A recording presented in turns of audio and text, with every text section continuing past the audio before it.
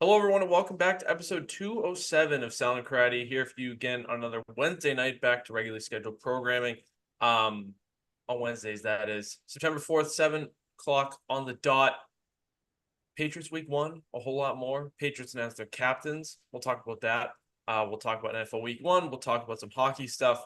An unfortunate tragedy that I'm sure pretty much everybody listening to the show right now, or at any point down the road, not live, has heard about in some other hockey stuff. But it's all football, all hockey tonight, fitting with football season back and hockey getting there. So we'll get all into it. Ryan, how are you doing?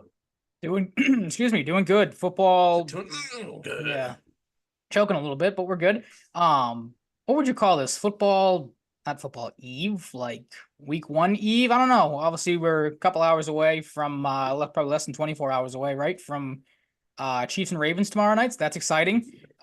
Hopefully go Ravens. But with the Chiefs and how they play, I really don't know if that's going to be the case. But yeah, good to be back. Good to have football back. Obviously, some tough hockey news, as you said. That we'll try to sift through, of course. But we'll stick with the positives for now. Exactly. It might not be so positive for the Patriots, but True. Yep, that's we do right. have our official leadership group. One name I was somewhat surprised to not see included was Kyle Duggar, but I'm not gonna cast like the end of the world on that. It was just a little surprising. I would get Jacoby Brissett, David Andrews on offense, Dietrich Wise, Jawan Bentley, and Jabril Peppers on D, and the long snapper Joe Cardona as a special teams representative. Um, Not like a ton to go into, but any overall thoughts? I mean, this is a pretty standard expected group for the most part, I'd say. Yeah, not really any surprises. Like you said, maybe you could throw Duggar in there if you wanted over Peppers, but I feel like Peppers has kind of gelled nicely since he got here, and he's obviously the veteran out of the two guys, longer career wise, across the league, not with the Patriots, of course, but you know what I mean. It is funny, like when I first saw Cardona's name on there, I'm like, because obviously I think it was something along the lines too of like how many times guys have been named captains, and it was obviously a first time for Cardona. And again, kind of going with that longevity, you're like, oh, for me at least, I'm like, that's kind of surprising. But then you remember back, like, oh, duh, Matthew Slater was the special teams Yep. captain for as many years as he was here. So good to see Joe Cardona finally, get his flowers for being here as long as he has. Nothing too crazy. Like I think Gerard Mayo held a press conference to obviously talk about it. Some interesting things that he brought up. That the team was held to a vote, so that was obviously cool to see, kind of building that culture as the Patriots to try to do this offseason. And then this was interesting too that I didn't realize the Patriots didn't do this already, but they're actually going to wear the C's on the uniform this year. I don't know why. I thought that's something they had done in the past. Just kind of a cool little, difference thing there for the people that want to, talk about, all the differences between Belichick and Yeah, Bell Mayo. I found wanted that people to forget.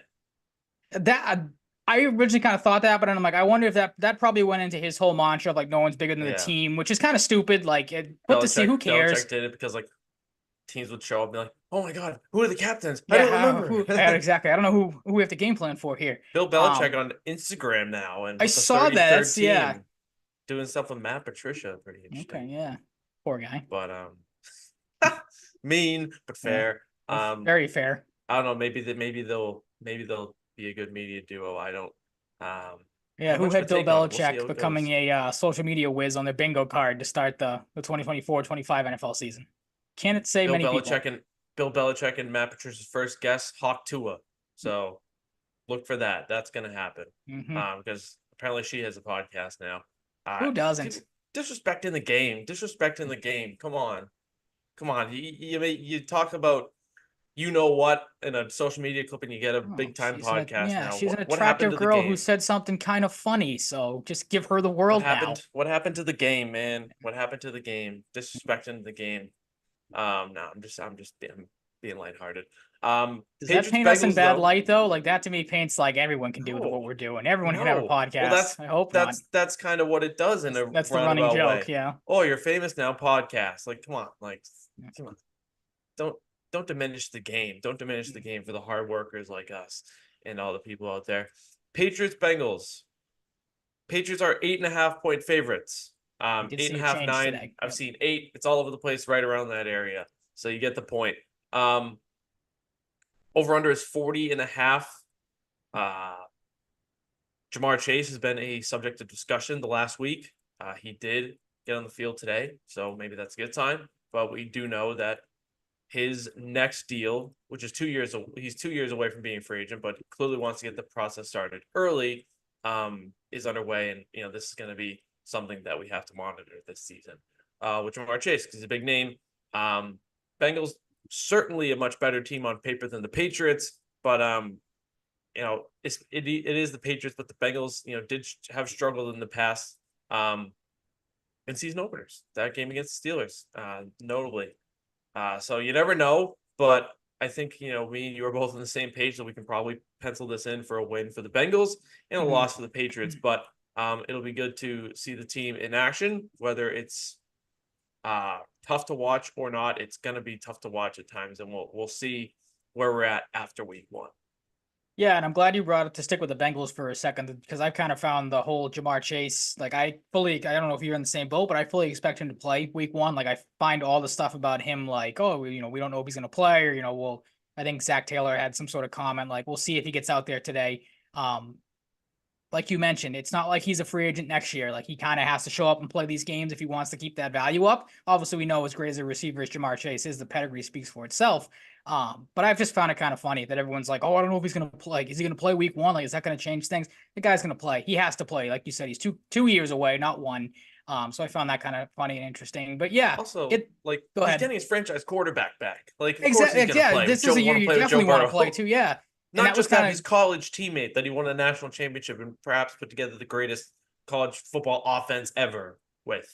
Yeah, you could definitely make the case for that. There are stats that back that up. But that kind of leads into my point, what I was going to say too. And you mentioned that whether it's the Bengals as a whole, Joe Burrow specifically as well, tend to get off the slow starts. And we talked about this last week when we did our predictions. I think you and I are both in agreement. We kind of expect definitely a bounce back and maybe a little bit of a revenge season for the Bengals. So I mean, it's obviously easy to say. I don't think that's going to happen, but I feel like this is going to be a game where they're going to come out, look to prove something, start off hot. Obviously you get kind of a cupcake in week 1 if you're the Bengals.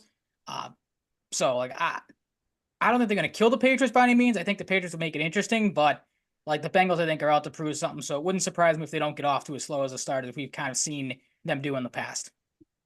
Yeah. It's also just like the cliche of like, it's week 1 for everyone. So there's no guarantee that everybody's up to speed. Everybody, you can have an off game week 1, no matter how good you are. It just matters how it all comes together as a team. They could smoke the Patriots, but you never know. But yeah, one of the big things, offensive line.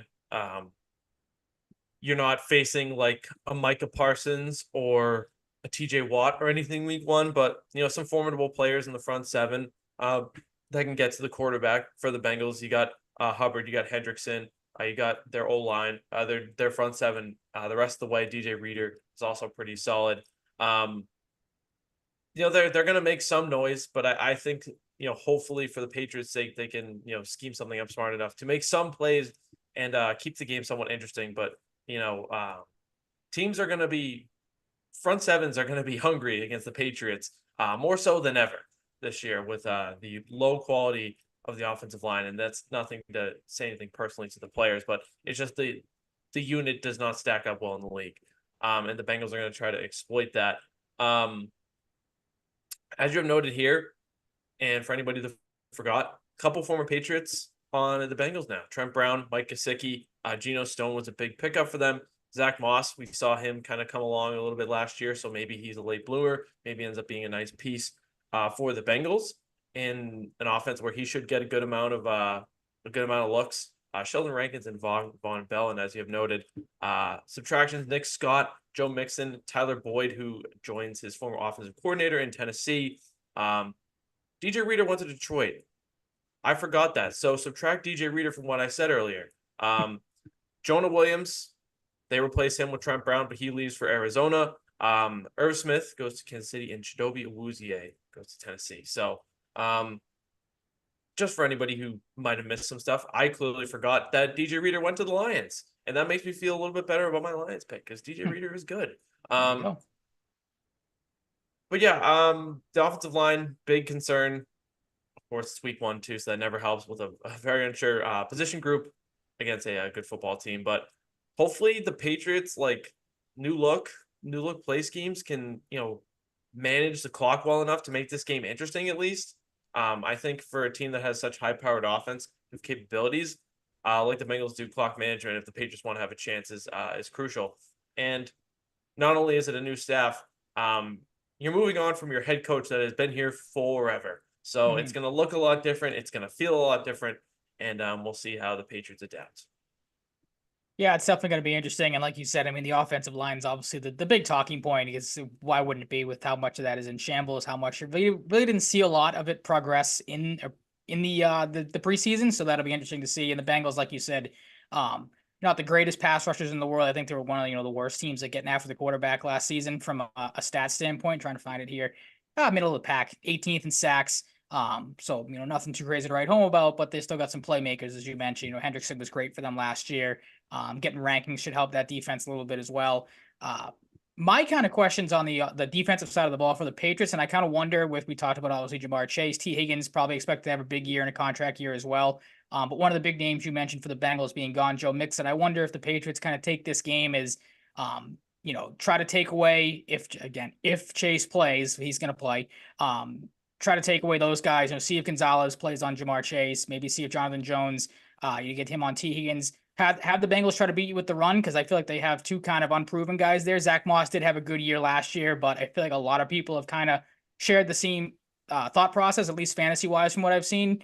That don't really think Zach Moss can live up to the hype that he's getting as a starter. A lot of people seem to think Chase Brown's gonna surpass him at some point. But again, he's kind of improving as well. So Yeah. I wonder if the Patriots try their best. It's going to be tough every matchup they go up against because I mean they're playing some pretty good wide receivers this season, as we know. Yeah. Try to take those two guys away as best they can and maybe make the Bengals beat you on the ground. But as we know, Joe Burrow's such a good quarterback that he'll really find a way to figure some things out in the passing game. Yeah, it's a good way to look at it, and I hope the Patriots looked at it if they want a chance. Want them to look at it that way. I'm on the same boat, but they do really have one of the more interesting backfields because Chase Brown, and this is nothing against him, he's getting talks in fantasy circles that I've seen like he's more established than he is. He's a Right? good Yeah, player, but it's like he still needs to establish some things, and there's definitely reason to expect him to be good. But I, to some extent, have the believe it. I'll believe it when I see it approach. But have no doubts that he's going to be a serviceable player. It's just I'm waiting to see how serviceable. Zach Moss just kind of like the opportunity is going to be there to take mhm. because like he was a guy a couple years ago that could have been like out of the league, like a guy that barely was a fringe roster guy.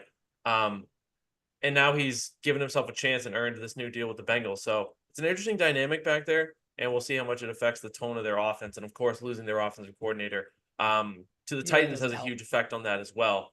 As Brian Callahan went to Tennessee, so um, yeah, it might be an ugly week one game. Like might not be the prettiest, but for the Bengals' sake, it's likely going to be more pretty on their end.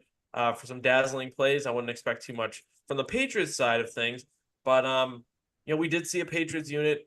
It is without Christian Barmore. It is without Matthew Judon, who was not there a lot last year with injury. Um, that was pretty serviceable.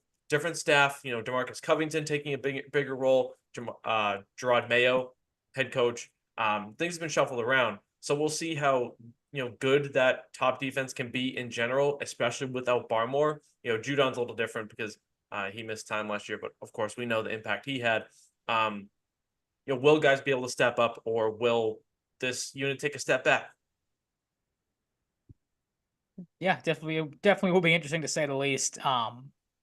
At week one, it's always tough to kind of game plan and figure out what you want to talk about for these games. Obviously, is there anything before we jump into predictions or anything? Because we spent a little time on the defense, offense, as we said, offensive line is a big thing, of course. Not a lot to write home about with Jacoby Brissett as the quarterback. Was there anything you're looking forward to from an offensive standpoint? Because for me, it's kind of like I heard people, I think it was 98.5 this morning, talking about like trying to find the little things this season to kind of look out for. And then obviously they were talking about, the young guys developing, maybe someone like Ramondre Stevenson getting back to where he was a couple of years ago as a 1,000-yard rusher. Because this style of offense seems like it's gonna work well for him under Van Pelt. So anything that kind of stands out to you from an offensive standpoint, maybe outside of the main talking points, like I said, the offensive line.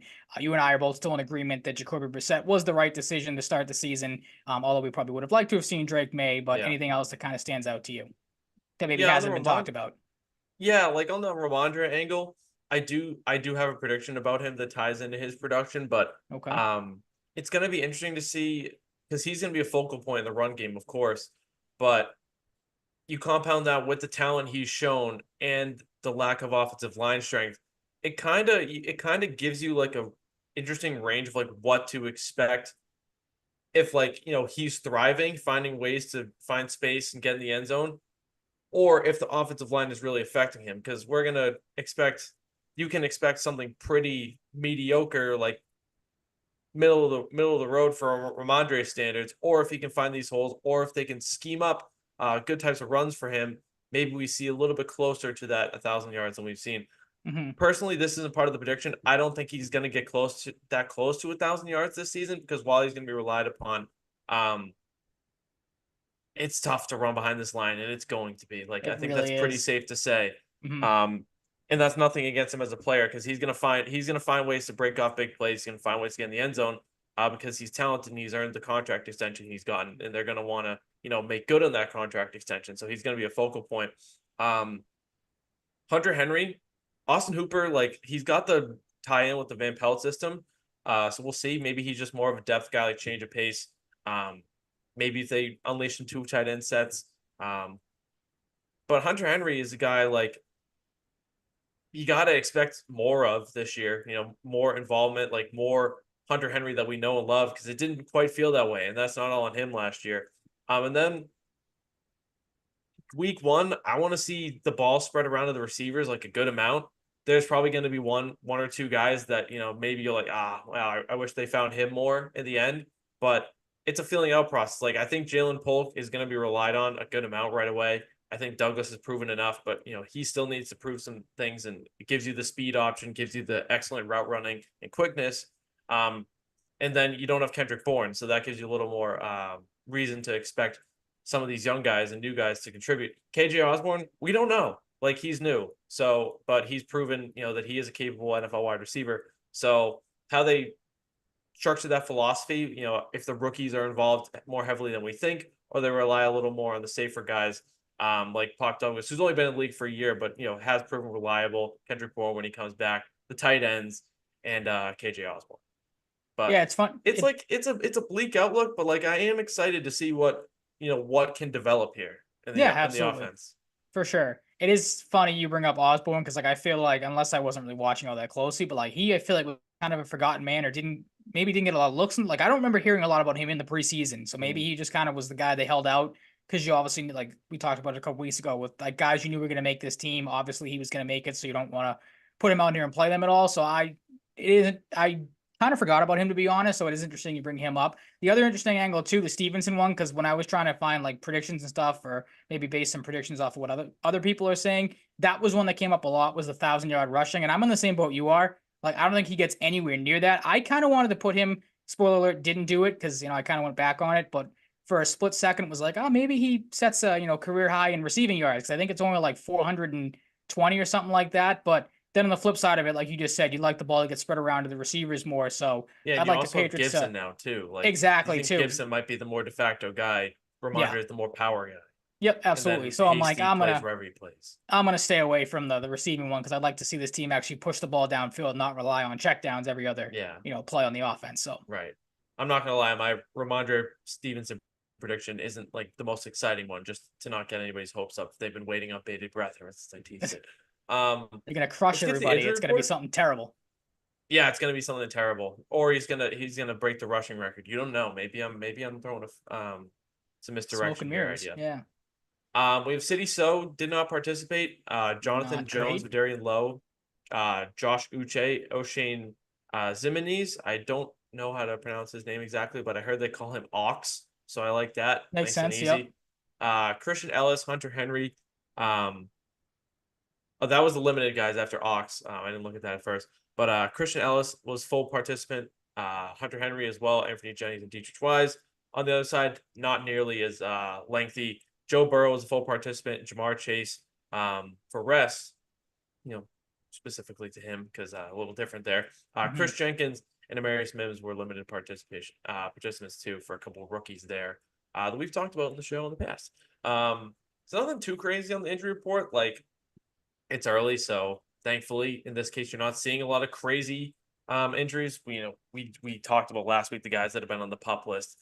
So any Patriots fan knows those guys. At that point, like the Bournes and the Strangers of the world. Um, but I mean, as happens sometimes, we're kind of in a similar camp for our score predictions here, and Yep. I don't think that's too crazy. You want to go first? Yeah, I'll keep it simple. 20-12 Bengals. Like you said, I think it's going to be a gross game, but I think the Patriots keep it close because, like you said, it's the cliche, but it's week one. Anything can happen. Um, I'll stick with what I originally have because, you said earlier, it's changed a bit. I think I saw FanDuel had it at +7.5 for the Patriots. I'll take the Patriots from a betting standpoint because I think we've had people kind of ask us to maybe lean a little more into the betting stuff. Or, I think you've had people ask if we have any prop bets or anything for some of these games in the past. I'll take the Patriots at +8.5. I think they'll keep the game close. Um, I think the Bengals are going to have a filling out process. Like you said, we've kind of seen them get off to a little bit of a slow start, but like I said earlier, I don't think it's going to be as slow as we've seen in the past. And then the under 40.5, I think makes too much sense for me. Early season football, I think, again, filling out process for a lot of teams. We know the Patriots aren't going to score a lot of points, and I think their defense is going to be good enough to, hold the Bengals off. Again, if the Cincinnati can't figure out its run game and have to rely on the passing game a lot, it's obviously a good one, but I think the Patriots maybe, that might feed into their defense a little bit, get some stops there and hold the Bengals to a low total. I like it. And speaking of the defense, I meant to mention this earlier with Barmore. Good to see he was in the locker room today. Yeah, So good to absolutely. have him around. Hopefully he'll be back sooner rather than later, but we really have no idea with blood clots. Like you really don't. So wishing him the best, of course, as always. Mhm.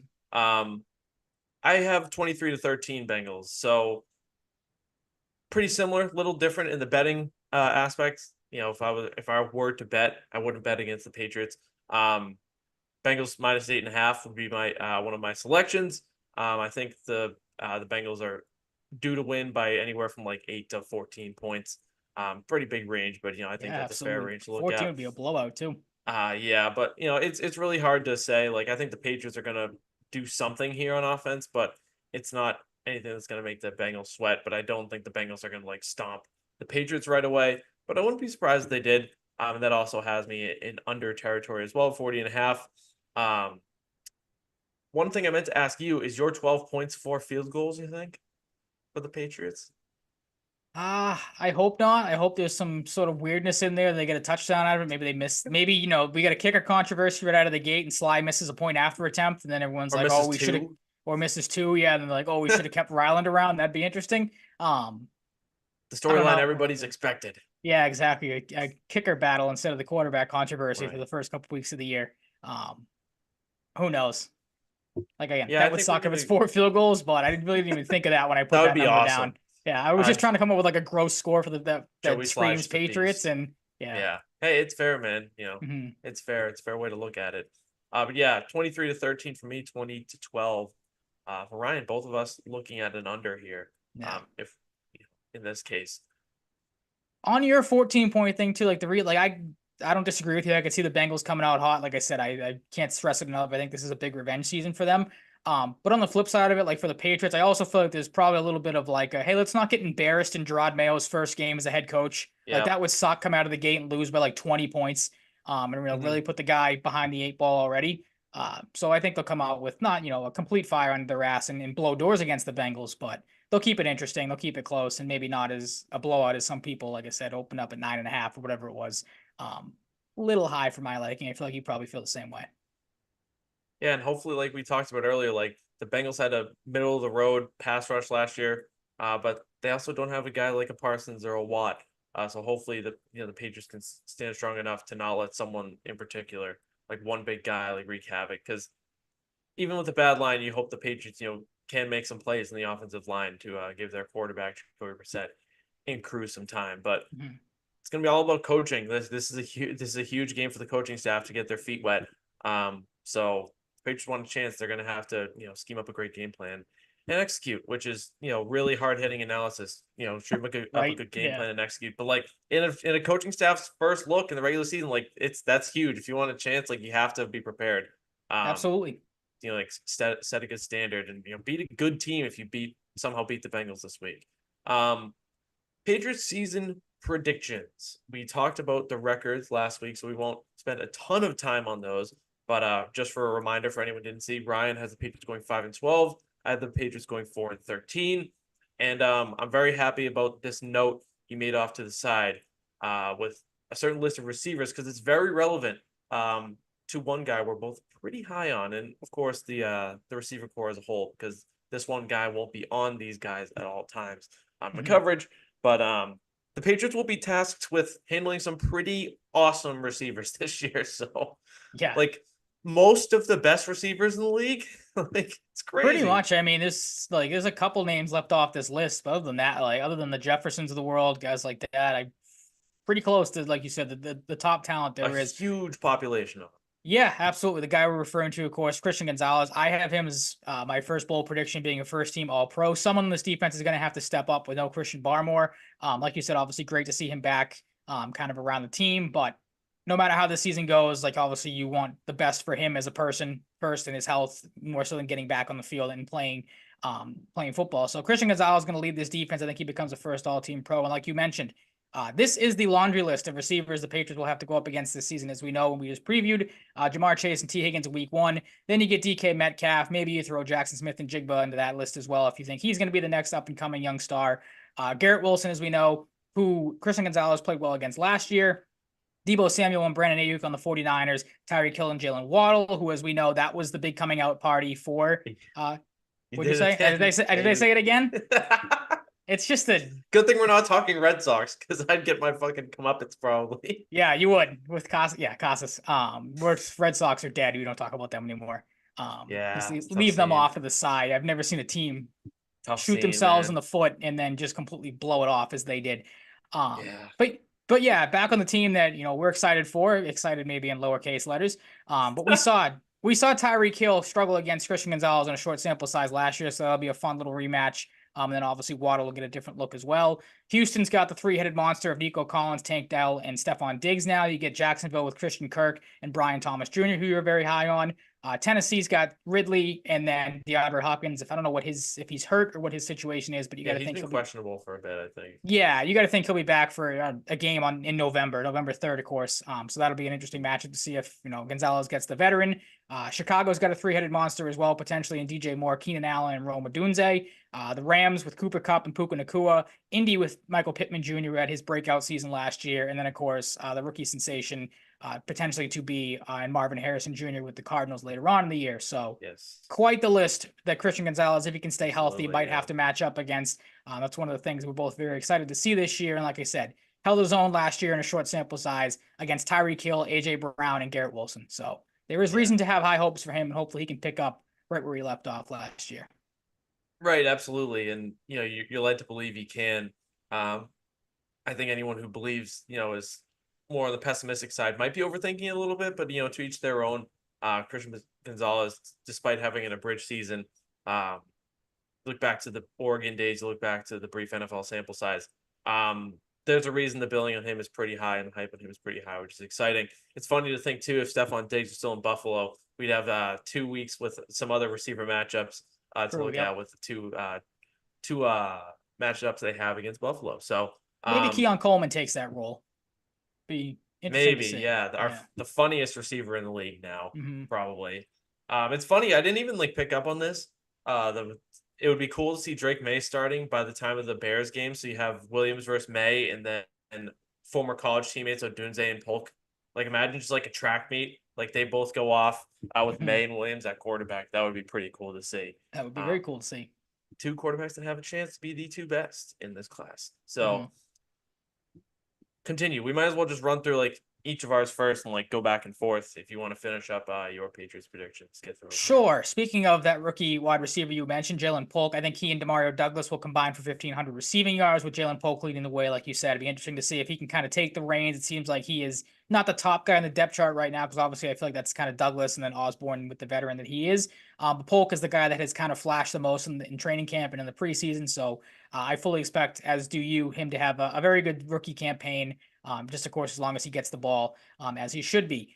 Speaking of young players, Keon White, like I said, someone's going to take over that defense. Christian Gonzalez is going to do it in the secondary. Keon White's going to do it on the line. I think he will achieve double-digit sacks this season. Someone has to fill in for Matt Judon and Christian Barmore. Those sacks have to go somewhere. I think Keon White finishes with at least 10. I'm going to put him at 11.5 for my specific prediction. You mentioned the tight end position earlier. Hunter Henry, I think he leads the team in tight ends. I think I mentioned this either last show or a couple of shows Touchdowns. ago.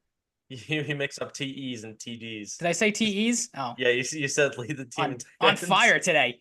Hunter Yeah, Henry. We'll Photoshop him onto a 53-man roster, and every day will leads the be team. Hunter Henry. Leads the team in tight ends. Yep. Leads the team in Hunter Henry's as And well. Hunter Henry's, yes. Yeah, I think he leads the team in touchdowns because as we saw with the Browns last year, David Njoku had a pretty good season in Van Pelt's system. So I think Hunter Henry will kind of not obviously the level of David Njoku because I think he's a better tight end than Hunter Henry at this point in his career. But Henry I think is going to be have a big season. Plus Jacoby Brissett I feel like is a guy that likes his tight ends, and Drake May, rookie quarterbacks tend to lean on their tight ends. It seems like as kind of a safety blanket. So whenever he gets in there. It's a good part of your offensive identity. Like it's the tight end position last. You got to get back to it too. Yeah. Irrelevant. Yeah. Yep. We've talked about that for the last 3 years, and we thought it was going to be back to the two tight end set with Henry and Smith when they both came in. Obviously didn't work out. Thought maybe you get a little bit of that with Gesicki last year. That didn't work out either. So you got to think Hunter Henry pops off this year. And then this one was kind of tough to game plan for because obviously we don't know when he's going to start. I thought I'd just throw a Drake May stat out there on a prediction for him. As we said, week 4 is when you and I both think he gets a shot in there. Although looking at the schedule again, I'm not going to change my prediction, but like you look at the schedule and I feel like that Tennessee game might be the better of the starting points. That's kind of in the middle of the season. Give him the rest of the way. But we'll stick with the original prediction. Week 4 against the Dolphins, I think it is. 13 games played this season for Drake May. Right around 2,400 yards passing. Right around 350 yards rushing for me. 22 touchdowns in the air. 5 on the ground and 10 interceptions. Seems like kind of a decent rookie stat line for him. Again, not knowing how many games he's actually going to get into and play this year. Yeah, I think the May stat line's pretty damn reasonable for like if he is going to come in at that point. It's harder to say with the rushing because we know he can rush, but like how much are they going to want him to rush? How much is he going to want to take chances? Yep. But no, if he finds space, he's got the speed. He's got the awareness out there to make plays with his feet. So I like it. I wouldn't surprise if you're pretty close in those stat ranges if he suits up around that time. But if he doesn't suit up around that time, it's just put an asterisk around it because it's not your fault. You can't predict the future. God damn it, Ryan, can't predict the future. Only when we both get every single preseason. Correct. If people missed the show last week, I made the bold claim that we never get any picks wrong.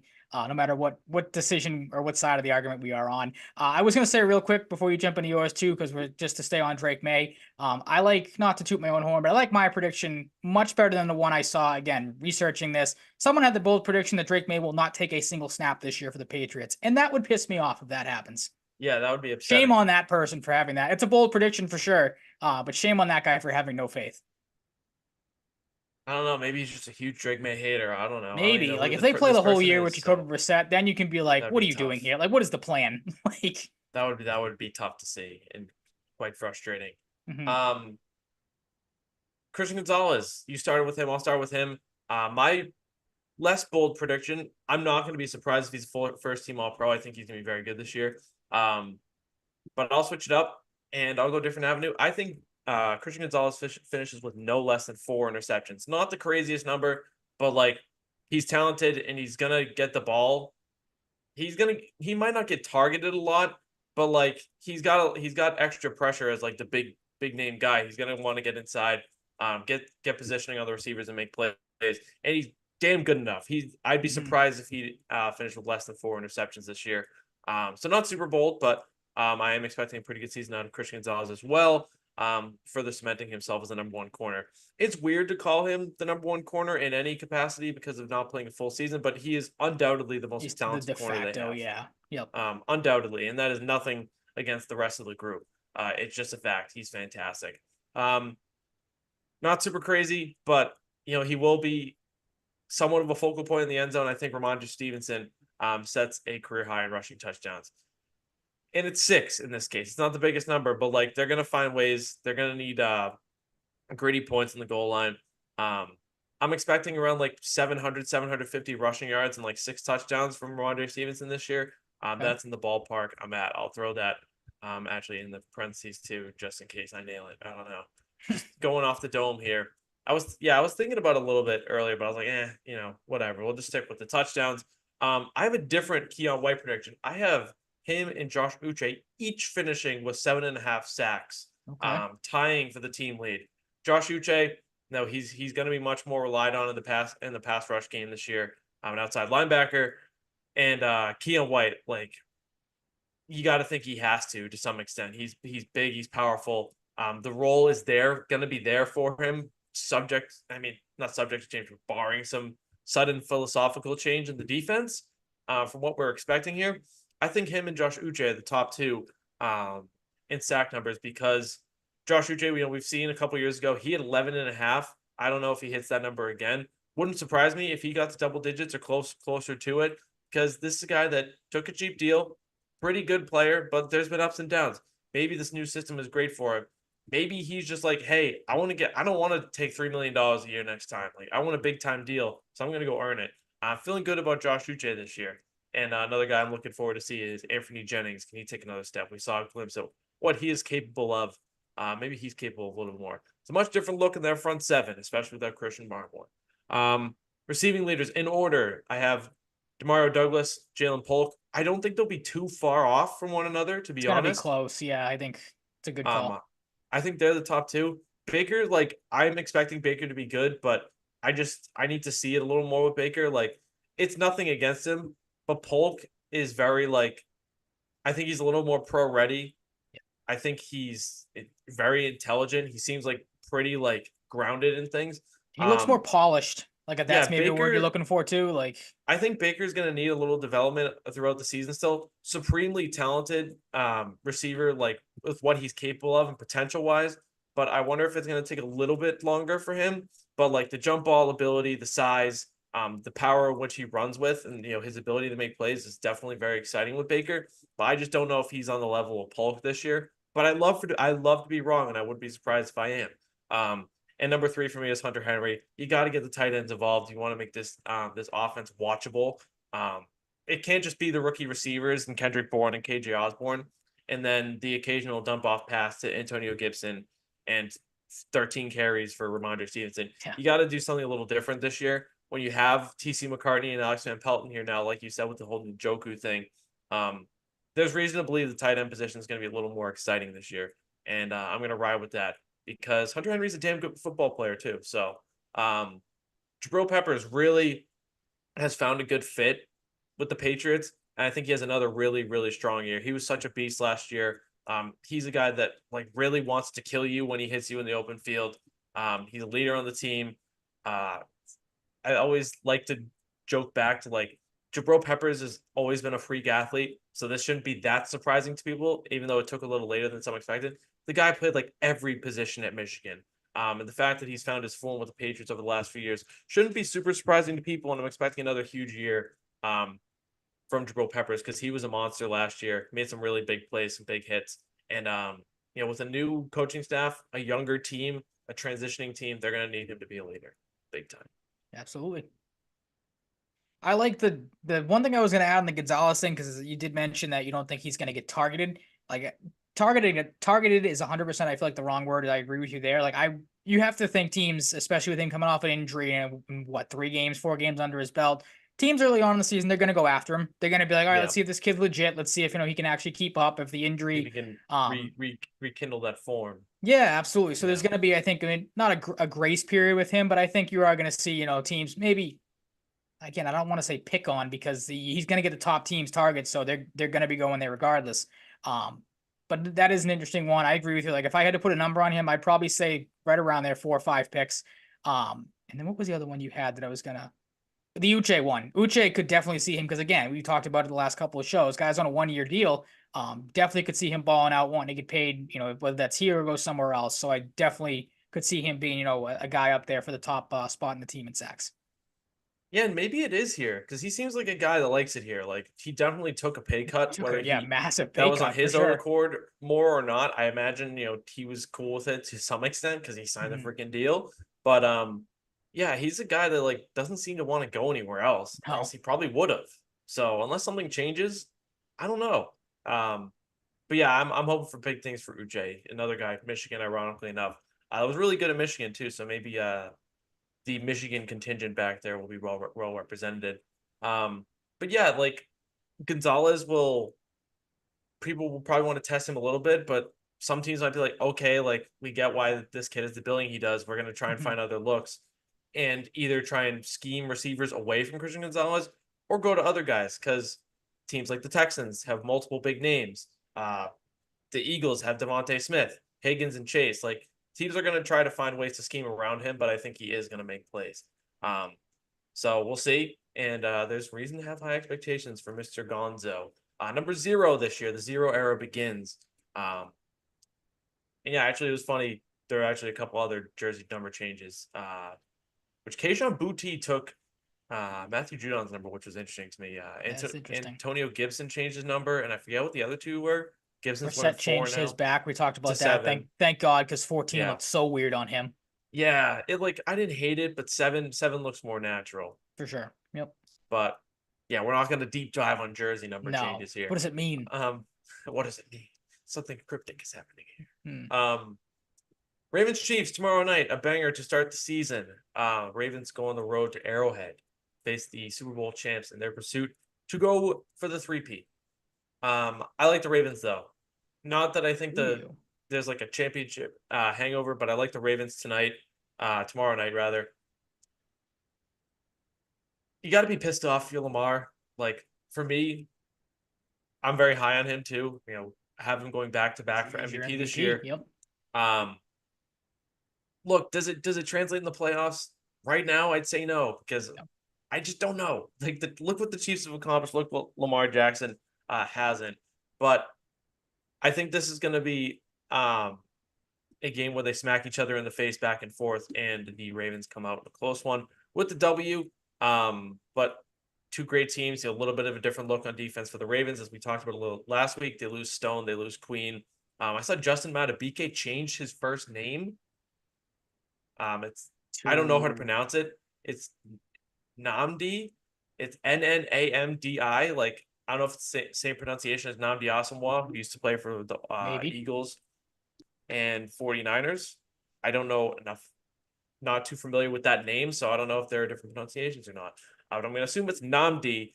He has a new name. We have two guys with new names on defense. It's Josh Allen Hines or Hines Allen, and now Namdi Madubuike. So we'll see if the name changes his production level at all. You never know. Mhm. So yeah, I like the Ravens. Like I think this is going to be close. I love to see overtime, to be honest.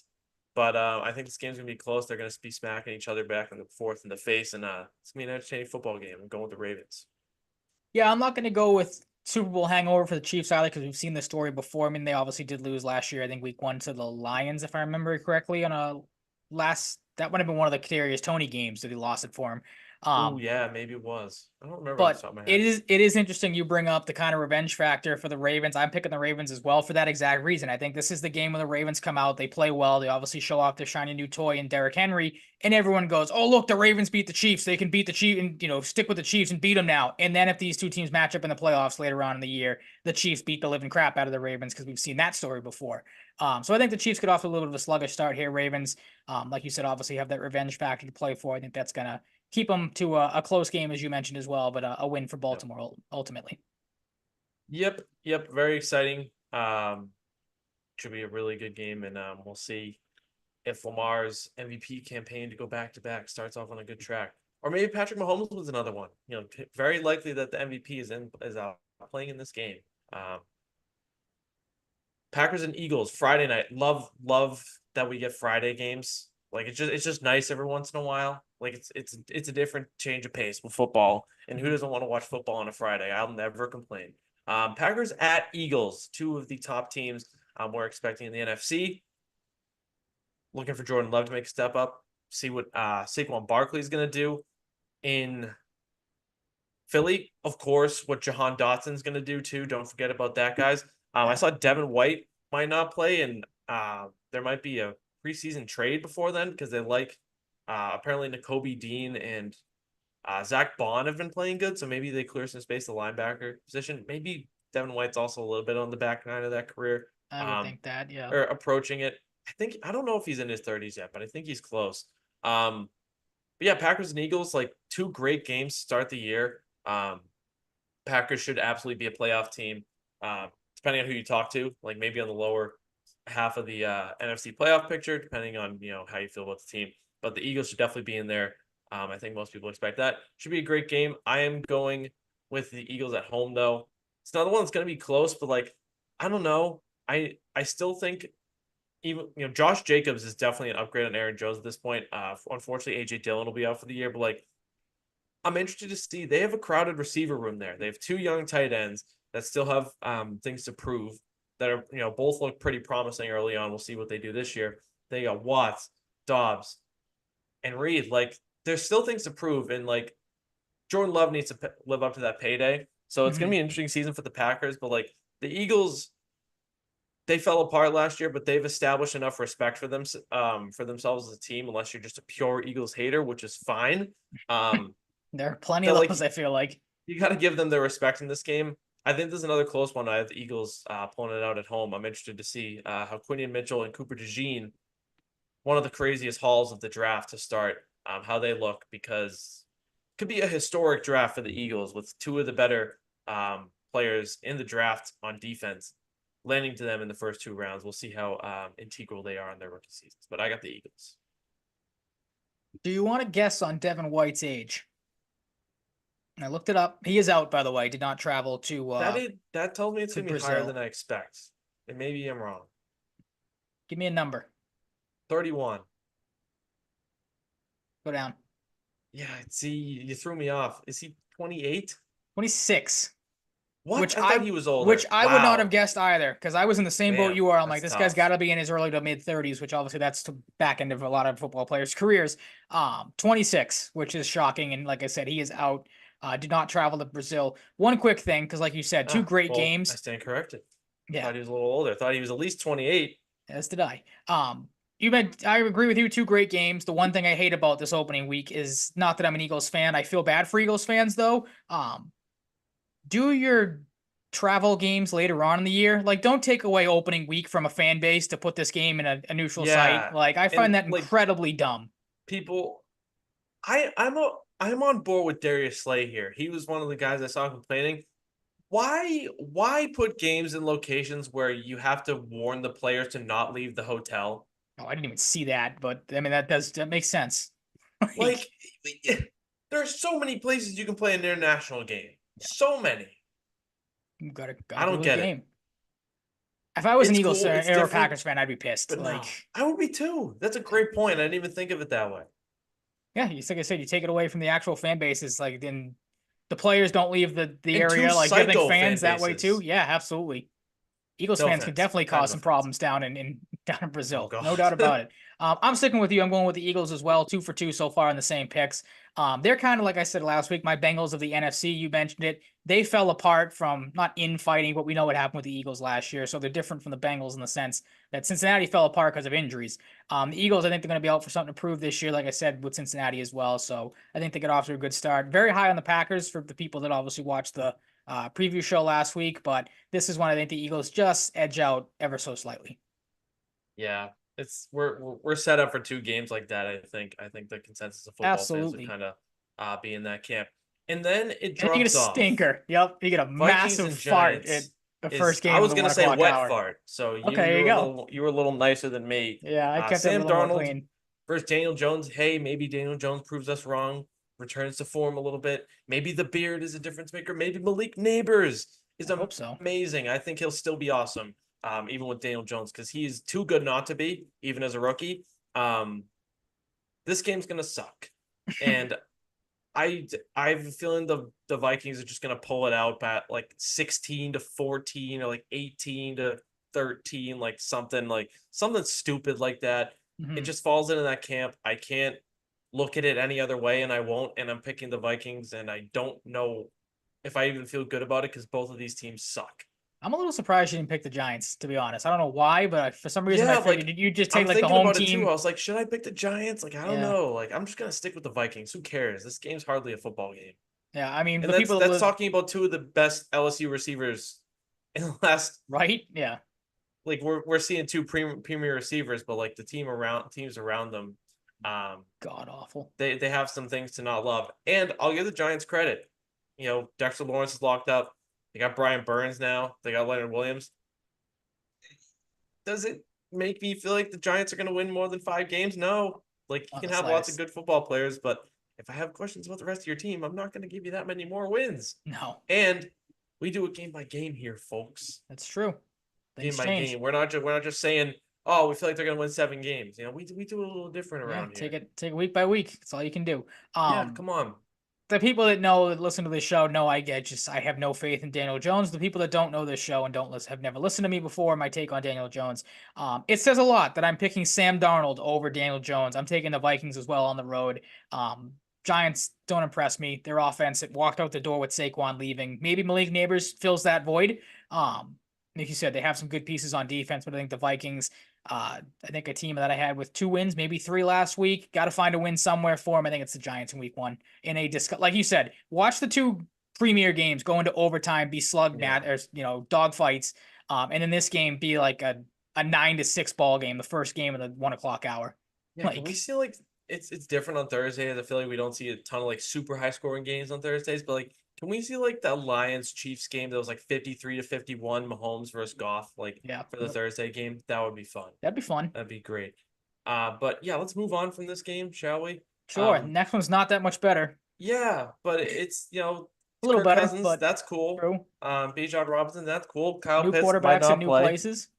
New additions to coaching staffs. A lot on the Atlanta side, and Arthur Smith, maybe Arthur Smith revenge game. Week 1, the Steelers go to Atlanta, and I like the Falcons. I'm a little down on the Falcons, as opposed to some people in the course of the season. But I do think this is a W for them. The Steelers are going to win annoying games this year. They always do. I don't know if they keep the positive 500 record streak alive this year. I feel like I say that every year and they somehow do, but it's just where I'm at. But the Falcons win this one. Like it's gonna, it might not be perfect right away, but I don't see a scenario where the Steelers and their boring offense, just really boring offense and offensive line with some question marks, still in some development to do. Go into Atlanta and beat Kirk Cousins and the Falcons because Falcons are gonna want to prove something here to start the season. Absolutely. So, Yeah, I'm new sticking with coach, new Atlanta. quarterback. I'm sticking with Atlanta as well. Like the Steelers, obviously, I feel like I'm not going to say like 'cause it sounds bad that their fans went through a lot last year, but I mean there were a lot of ups and downs with this team. This one to me, again, all the stuff that's new with this team, new coaching staff, new quarterback, new offense. This is a game where they come out and lose, and the Steelers fans are, oh, here we go again. This team's going to stink. They're going to ride the roller coaster of the emotions throughout the season. Yep. So they lose this one and send Steelers Nation into a little bit of a tizzy in week 1, being like, oh man, is our offense not going to be good again? Let's all overreact to this. And then, like you said, they'll win a couple of games down the road against teams where you're sitting there scratching your head going, how the hell did you Yeah. just beat that team as bad as you did? Yeah, with like Russell Wilson, will throw like a touchdown, 2 or 3 picks, and like 188 yards, and they'll somehow win. Yeah. That'll just be he'll be the new quarterback to win a game like that, in Pittsburgh. So we'll see.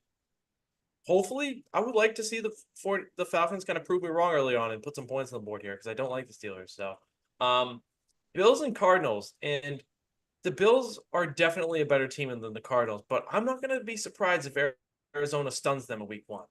I'm not high on the Cardinals this year. You did call the Cowboys game from last season where the Cardinals walked in and beat them.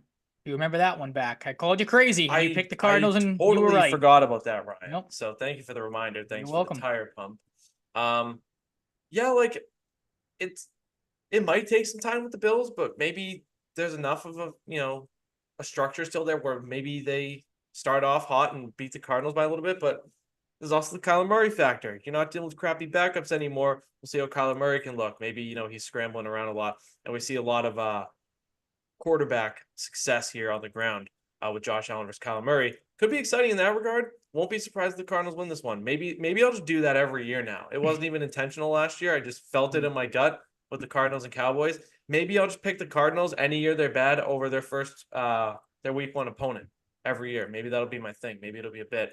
But I don't know. This one screams a little like maybe at least like Cardinals are up at halftime. This Then one, the yeah, Bills it have to does storm scream back. a little bit of a heart attack for Bills fans right out of the Yeah, I don't gate know. because there are some questions for that team for sure. Can't ignore the vibes, folks. I'm going with the No, Bills, though. I'm going with the Bills. Yeah, this is it is interesting you say that because like this one does have a feeling of like Cardinals get out to like a 17-3 lead and then the Bills score like 24 unanswered points and win the game. Which would be kind of crazy. That'd be an interesting game to watch. But yeah, like I think this one just to me comes down to talent on the roster. Like you trust Josh Allen more than you trust Kyler Murray. I think this would be a good game for James Cook because the Cardinals don't have the best run defense. Maybe a couple of their offensive weapons pop. And Kincaid has a big game, so I'm going to stick with the Bills here in this one. But I don't disagree with you. I think this one could be a little bit iffy right out of the gate.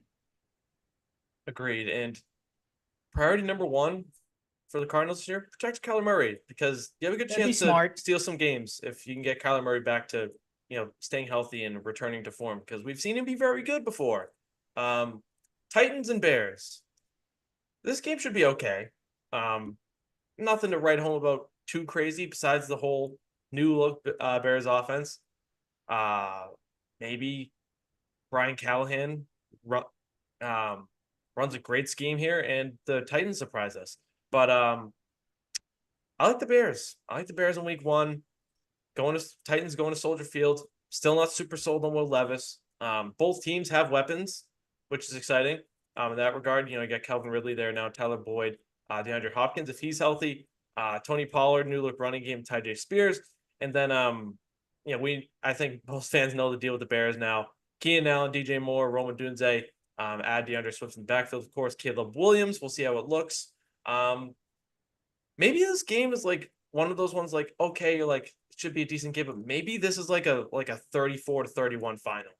There's always one or two of those in the season where it's too. You know? Not that the Bears are a crappy team anymore. Well, you hope they're not if you're a Bears fan because obviously expectations are high. But there's always a couple where it's like, these two teams, they should hit the under, whatever it is. It'll be a little bit of a grudge match here and there. And like you said, both teams come out and play really, really well and surprise a lot of people. Yeah, I don't know. I don't know exactly how to feel about this game, but the vibes are talking to me again. Maybe we see an exciting one here. Okay, this We is where talked you and about I differ. yeah, Patriots and Bengals. I was gonna say we're skipping over that one. No, I was gonna say Um, I didn't do my pick for the Titans Bears game. oh no, yeah.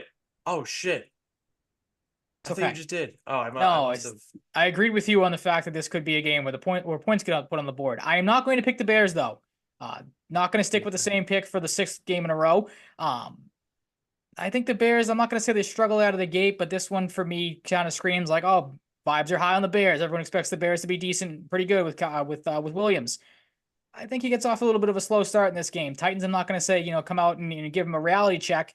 But more veteran team. Obviously veteran. You could say 1 year in the league. Quarterback and Will Levis. Titans surprise and maybe an upset win here going on the road in Chicago. And the Bears get off a little bit of a slow start. I'm sure too this one had like storyline screams if Williams plays bad, like you'll get the bus talk I Yeah. think right away, which is insane. So I think there's some pieces there for things to kind of go a little bit wrong for the Bears in this game, and then he'll come out for the next 2 or 3 weeks and play really really well and shut a lot of people up. Yeah, maybe they will. No, it's exciting for the Titans. They do have L'Jarius Sneed now. They haven't really had a weapon in that secondary like that for a while, so that'll prove to be helpful against three pretty good receivers in week one. For Um, sure. See how much of an impact he makes. Texans and Colts. I am moderately surprised with your pick here, but I am going with the Texans because I am high on them, and I think it starts hot. I don't think they blow doors off the Colts, but I think they start hot. I think they win at home, or on the road rather. In Indianapolis, like there's always the home factor, but like I don't think Indy's that crazy of an atmosphere. Mm-hmm. CJ Stroud, like there's the angle with CJ Stroud, like, okay, he's really good, but he only threw 23 touchdown passes. I've heard a little bit. That's like a good and a bad thing because like you think with a quarterback that's proven what he's proven, he should easily eclipse 23 touchdown passes this year You'd by a think, good yep. margin. 5 picks, that's going to be hard to live up to. Maybe he'll throw a few more picks this year, but I don't know. I can't pick against the Texans here. It would go against the fiber of being high on them this year. And this Mm-hmm. is a game. I'm not gonna switch any of my week one picks. I looked back at my predictions and this is one I knew, but the Texans. It's the Texans. I liked them this year. I liked them to make a run at the Super Bowl. And yeah, it starts here. It starts here on the road in Indy. Okay. I did just say that I am not going to call the Bears loss a reality check. I will call the Texans loss a reality check, though. This one to me screams Ooh. like you said, like I'm high on the Texans too. Don't get me wrong. I think they're going to be very good. And not to knock that you think they're going to go very far in the playoffs, but I feel like a lot of people kind of share that same thought. And maybe I'm not saying that is because obviously we don't know, we're not there. Maybe that's seeping into the locker room a little bit. Maybe there's some players that might be feeling themselves a little bit too much before the season even starts. Stephon Diggs had a couple of interesting comments the other day, talking about his Oh situation, wow, stuff like that. that's shocking. I know, right? Yeah. I'm going to take the Colts. I think they get a little bit of a boost having Anthony Richardson back. I feel like the Texans maybe, not quite sure how to game plan from him yet with a short sample size. And maybe, the Colts defense makes a couple of extra plays here and there to knock off the Texans and what would probably be one of the bigger upsets of the week. Again, just from where the Yes. Texans kind of their standpoint is, and the questions that the Colts have going into the year. Yeah, and it would be huge for the Colts, a team that like could be a tweener again. If they start off with a win against the Texans, maybe that starts some momentum really early on. And Anthony Richardson is a pretty interesting quarterback. If he can get going with a win against the Texans, maybe that catapults him into a big season.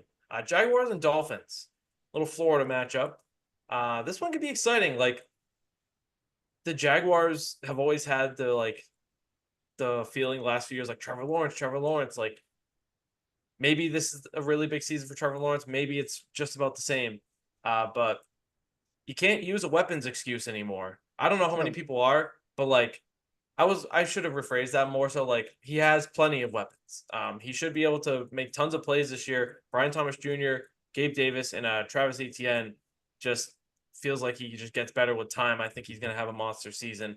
We'll see how much it impacts the team as a whole because I think they could be around that 8 to 10 win territory, maybe not like an 11-12. But Jaguars Dolphins, this could be a fun game on the offensive side of things. We'll see how the new look offensive line holds up for Tua and the Dolphins. We'll see, Tua, another guy, Trevor Lawrence, another guy coming off big deals, a lot to prove, like a Jordan Love we were talking earlier. But I like the Dolphins in this one. I think the Dolphins are the better football team. Even if this is a bit of a track meet, I said early on, I like them to outscore a lot of their deficiencies. Or in this case, if there's a lot of points, I like them to keep up. We saw them score 70 points last year. I'm not weighing that in too much, but like that is what they can be capable of. It's a fact. It's very hard to replicate, but this is a Dolphins offense that can explode. I think a team like this with the swagger they have offensively too can always you can set your watch in the future to them starting hot. Maybe it doesn't last, but starting hot, and maybe they do it here. I like them to win. I couldn't get any scenario in my mind where I would pick the Jaguars. So that's it.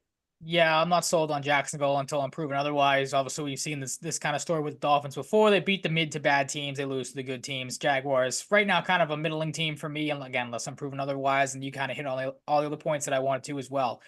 You tend to see teams struggle down in Miami to start the year off. Dolphins obviously get off to a hot start. It seems like year after year. So I'm going to take them.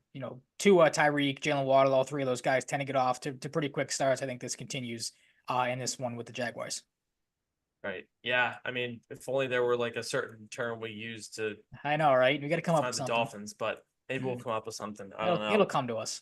Panthers and Saints is just a different little remix of Vikings and Giants, to Yeah, be another game that honest. sucks. In some way, just oh man, I can't believe the Saints. I think their win line was 7.5. That's atrocious to me. Lock of the year under on that win total. Mm-hmm. They're at home to start. They do have a potential cupcake with the Panthers, but like maybe not because the Saints don't look too hot themselves. Will the Saints go marching? Yes. I do have them beating the Panthers. Look, maybe Bryce Young is reborn this year. It's funny to say that after 1 year, but like it was a pretty awkward rookie season for him. Maybe David Canales That's comes in and fixes some things. not the Maybe A word I would use what other A word would you use? to describe his rookie Ass? season. I was gonna say ass, but I was gonna keep it PJ-13. I was gonna say awful. Ah, okay. Either one. That's fair. Yeah. I'll be the There's not children listening. I'll be the rated R version. Okay. That's such a bad word. Yeah. Panthers and Saints is just not a game you should look forward to, but No. the Saints I think will win.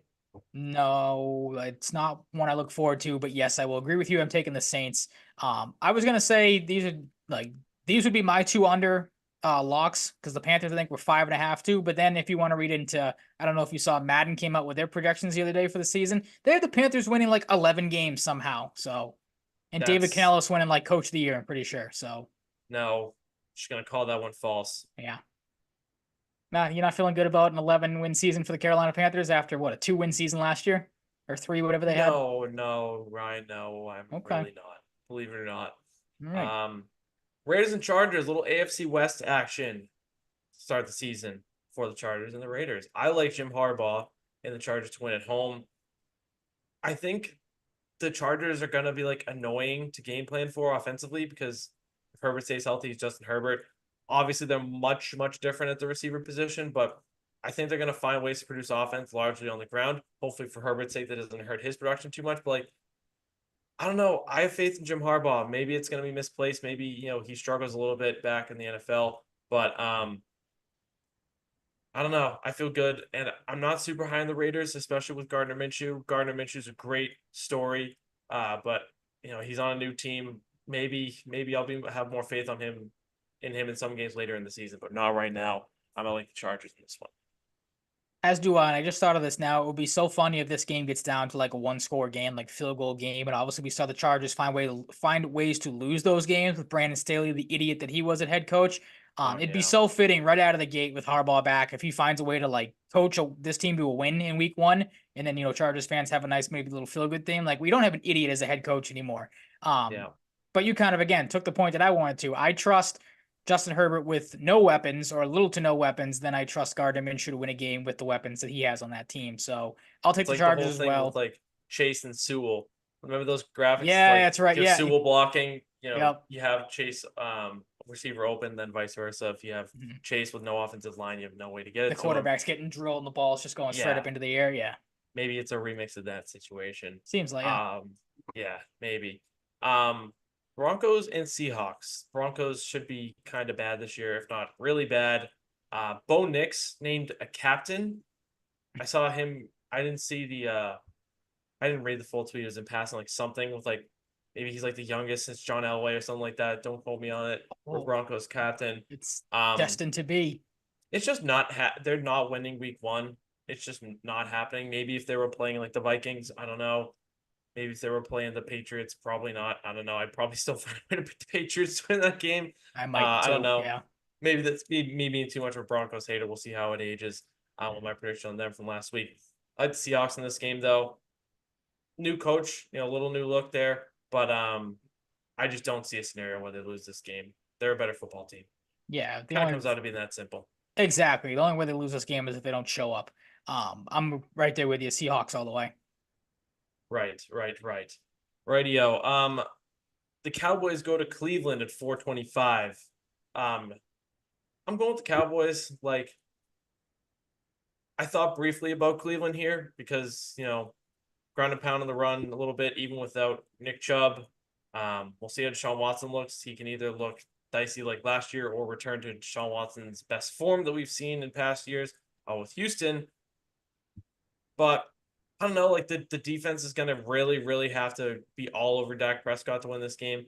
And I like, Dak Prescott and CD both have a lot to prove this year.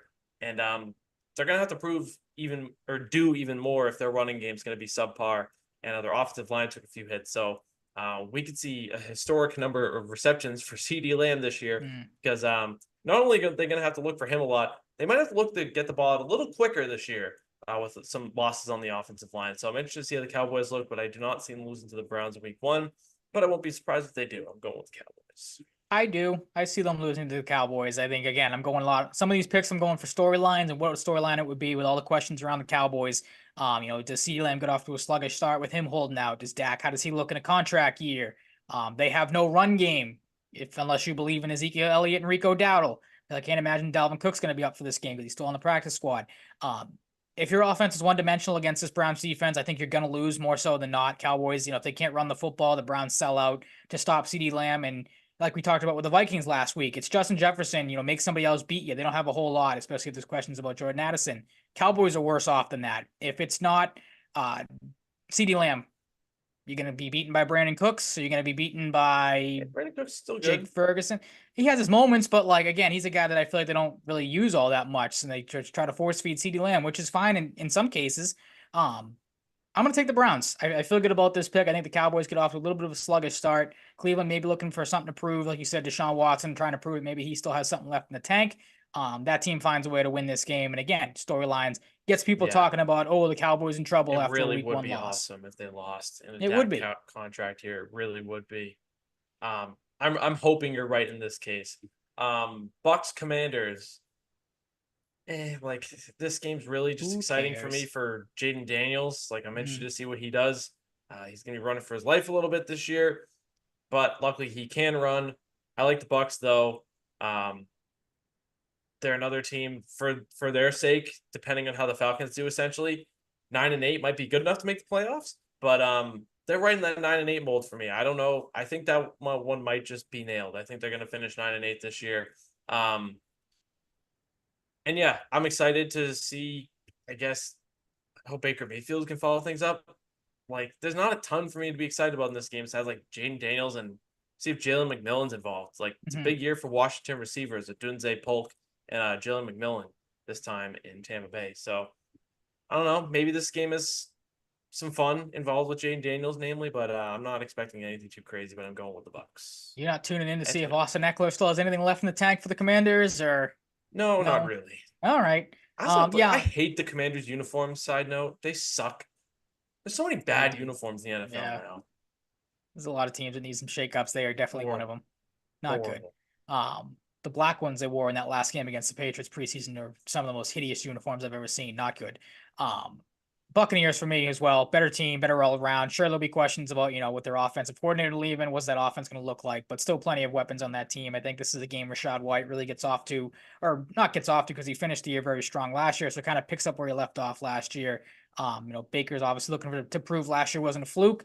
And obviously still got plenty of good weapons in Mike Evans and Chris Godwin on that team as well. So I think the Buccaneers win this one pretty easily. Yeah, we'll see. Maybe this Commanders get off to a good start with Jane Daniels, but wouldn't be surprised if the Bucks win by a little bit here. Lions Rams. They did a good job with the primetime games for They really did, week yeah. one this year. Yep. Uh at the Lions, I like them to win at home. As anyone who's listened to the show last week knows, I am high on the Lions this year. This will be a tough game though. Like you got a lot of high-powered offensive weapons.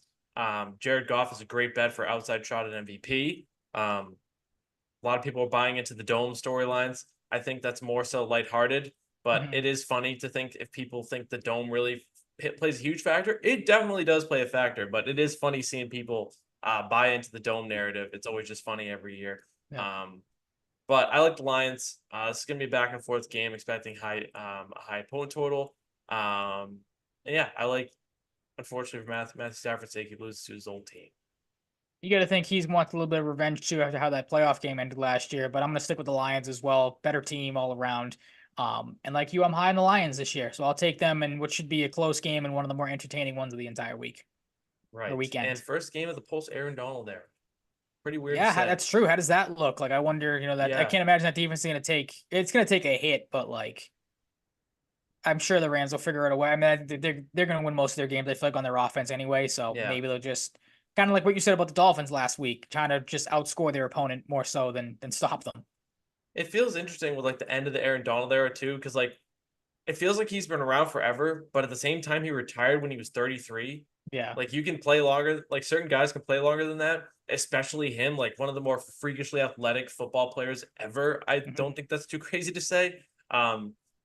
Definitely the D tackle position specifically, but in general. But like it's a weird career. Like he feels like he's been around for so long, but he's still only 33 too. Mhm. Maybe he's turned 34 in the offseason, but as far as I know, he's still 33. So then we get the return of Aaron Rodgers going on the road to San Fran to play the 49ers. Maybe the Jets start Aaron Rodgers off better than it did last year. It didn't really get started too much last year. You can't start it off Um, much worse. yeah, you can't start it off much worse. Sorry, Jets fans. But yeah, I don't know. 49ers at home, got a little momentum with the IU stuff. It's been a crazy past few weeks for them, though. Apparently, the Ricky Pearsall shooting incident motivated Trent Williams to get his deal done more, which was interesting to see. That's Yeah, I'd look Um, to see the correlation there, but okay. yeah, I forget the exact quote, so I'm not going to act like I have it, but No, it's that's out fine. there. Yep, okay. Um, Thankfully, Ricky Pearsall is all good. That was very Yep. scary to see, and the person who shot him looks to be in pretty deep shit. So, rightfully so. And yeah, you got Aaron Rodgers coming back. You got Brandon Ayuk playing after potentially looking like he was going to get traded, and you have your rookie receiver as a storyline just getting shot. So there's a lot of storylines in this. Ricky Pearsall will obviously not play in this game, but that's going to be on the back of their minds. It's scary to potentially like almost lose a teammate. Yeah, So right. like right before his career starts, Hmm. not to mention like having anyone would be tragic, but like right before the kid's rookie year, he gets shot. Absolutely insane. Glad he's okay. I like the 49ers in this one. It's two pretty good teams, but they are the Jets, and I still need to see it proven on the field. So I can't pick them this week, especially against a team like the 49ers. Yeah, this might be the worst possible matchup for Aaron Rodgers coming off the injury he did with the questions. Obviously, you don't know what a 40-plus-year-old quarterback's going to look like, and you get the 49ers right out of the gate. So I'm taking the 49ers. I don't think there's going to be any, sluggishness between Ayuk not being there, Williams not being there. Obviously, they're going to play, but like you talked about, not being there leading up to it. Did you see, Trent by the Williams is way, also Trent Williams. So yeah. exactly. That's those are two guys who it's not going to take a whole lot of time to get back up to speed. Funny point on Ayuk though. Did you see that he basically admitted to kind of being a jackass about his contract situations today? He had some comment No, I saw scrolling through where it was like, yeah, I kind of, made things more of a headache than I needed to at the end. It's like, no shit, man. Like, like the Homer Simpson ducking back into the bush meme about yeah, the whole exactly. situation. Yep. That's funny. I did not see that. Hmm. Um, I'm glad you brought it up. That's week one. We'll see how it goes. Excited for football to be back in full swing and Sundays to be more eventful. Um, we do have some very unfortunate hockey news to start. This happened last Thursday. I'm sure everyone, if not close to everyone who's going to listen to this, knows about it. Johnny Gaudreau and Matty Gaudreau were killed in an accident last Thursday in New Jersey, right before they were set to be groomsmen in their sister's wedding. Just an absolutely crazy thing to wake up to. It was the first thing I saw. Um, Being a BC fan, it was a very weird day emotionally, very emotional day. Not only to see someone you've supported, but see someone that's transcended the sport of college hockey and paved the way for so many undersized players. We've seen Cole Caulfield already change his number to 13 in honor of him because Johnny Gaudreau paved the way for a lot of undersized guys like Cole Caulfield growing up. He was a sensational hockey player. Colby Baker won a national championship at BC. Scored 80 points in 40 games in a year in college. He didn't have to even stay for, but he wanted to stay because his brother was going there. It was horrible to see this. Um, Horrible to see how the man who killed him has handled it too. Like essentially upset that he's gonna have to spend so much time till Thursday, um, waiting around, Oh, like you just poor thing. a complete lack of awareness. Yeah. Poor thing who just killed two guys with so much potential left. Um, you know, their careers were a lot different, as we all know. But Matty Gaudreau, his senior year really paved the way for himself at BC. He had just under a point per game. It took him a while to get took him a little time to get like a carved out role, but he was always scrap. He was always working hard. And him and his brother will be people that are never forgotten at BC. Hmm. Um, Maybe Johnny Gaudreau's maybe the best like purely skilled college hockey player ever. It's hard to say that with Paul Kariya, but of the 20th century, I think you could say that. I think you can make the case. You could say he was on a Hall of Fame trajectory. He definitely was. Um, to see this is just awful. It's really heartbreaking on so many levels. The GoFundMe for Matthew's wife Madeline and their incoming son Trip. The goal was $30,000. Last time I checked, it was at 592 grand. Um, it's insane. There's gonna be countless honors, ceremonies. There's been memorials, services done. I think the Blue Jackets have one tonight at their rink that I'm drawing a blank on the name of. Um, yeah, it's truly awful. And you can tell when it really touches people too, when athletes and people, just like celebrities and athletes from other sports are really, affected by this. It's Hmm. not only just players that, have an impact on the sport. No matter what it is, it's just people, right before their sister's wedding. Johnny has 2 kids. Maddie had a kid on the way. It's just awful. It's so heartbreaking. And it just really shook up the hockey world and the sports world. And just want to wish the Goudreaus and everyone affected the absolute best. It's just absolutely crazy that this is real. But I just really want to express my condolences to them because it's really hard. It's really hard to see something like this happen. It's not fair. Guys with so much life ahead of them, so much fun ahead, celebrating their sister's wedding, just their lives taken too short. Mhm. It's just the worst. It Yeah, those are really is always. I feel awful. like whenever something like this happens, so like those are always the things that hit you. I feel like the most, like the side stories to it. Like obviously the death itself is tough, but then you find out, like you said, that his sister's wedding is what, a day away, before it happens. Then you mentioned the family, obviously, so those are the things that stink, or suck for it too.